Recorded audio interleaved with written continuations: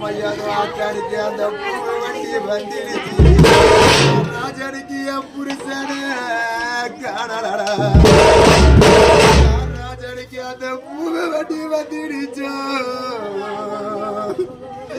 என்ன தாலி கட்டிட கோவிலானே கோவிலானே என் ராஜனுக்கு என் புருஷனே காணலையே மாறி கொடுக்க போறோம் ராஜாவனுக்கு நாங்க மாறி கொடுக்க போறோம் சனிகர சீமையில யார் ராஜனாங்க வருத்தப்பட்டு நிற்க போறோம்